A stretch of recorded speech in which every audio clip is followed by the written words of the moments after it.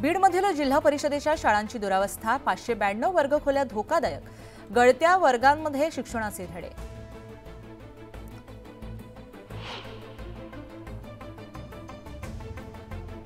नागझरी नदीवर पर्यायी पूल नसल्यामुळे नागरिकांना 2 किलोमीटरचा फेरा, जीव धोक्यात घालून विद्यार्थ्यांचा प्रवास, सार्वजनिक बांधकाम विभागाचा कानाडोळा।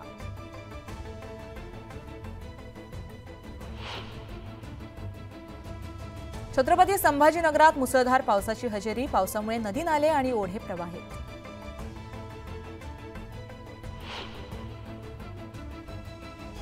शिरूरला आठवड्याभरापासून पावसाची ओढ, बळीराजावर दुबार पेरणीचे संकट।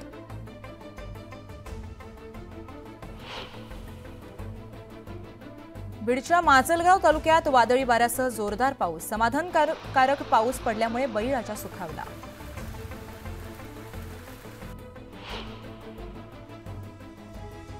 सिल्लोड तालुक्यात जोरदार पाऊस, मुसळधार पावसामुळे नदी नाल्यांना पूर।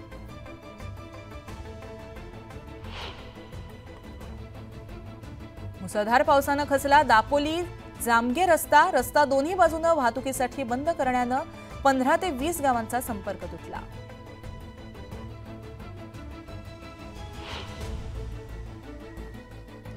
सिंधुदुर्ग जिल्ह्यात शेतीच्या कामांना वेग, नांगरणीसह चिखलींची कामं सुरू।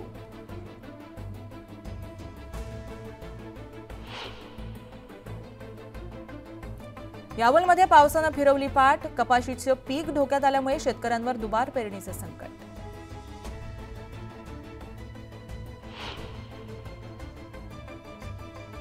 अमरावती जिल्ह्यातील चिखलदरा धुक्याच्या गर्तेमध्ये हरवलं, पर्यटकांना मनमोहक दृश्य पाहण्याची संधी, नयनरम्य सौंदर्य पाहण्यासाठी पर्यटकांची गर्दी।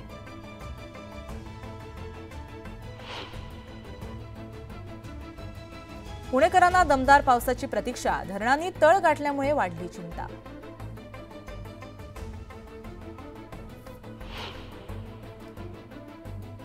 सोने चांदीच्या दरात 1000ची घसरण, दिवाळीपर्यंत सोने चांदीचे दर अस्थिर राहण्याचे संकेत।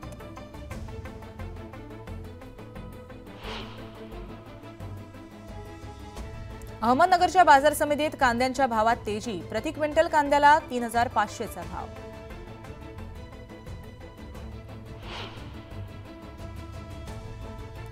भुसावळ बस स्थानकाची जागा रेल्वेच्या ताब्यात जाणार, तर बस स्थानकासमोरील जागा ही रेल्वे एसटीला दिली जाणार, महिनाभरामध्ये होणार प्रक्रिया।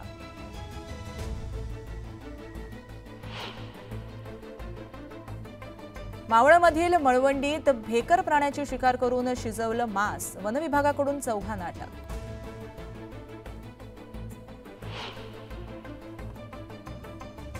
भुसावळमध्ये माळी समाज हक्क परिषदेचे आयोजन, निवडणुकीच्या पार्श्वभूमीवर हक्क परिषदेत केले ठराव।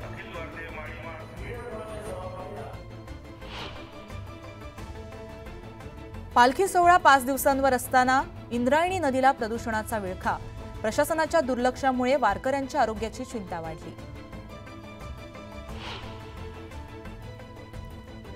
छत्रपती संभाजीनगरात 2 टोळक्यांमध्ये राडा, पोलिसांकडून 30 जणांवर दंगलीचा गुन्हा दाखल, तर 7 जणांना अटक।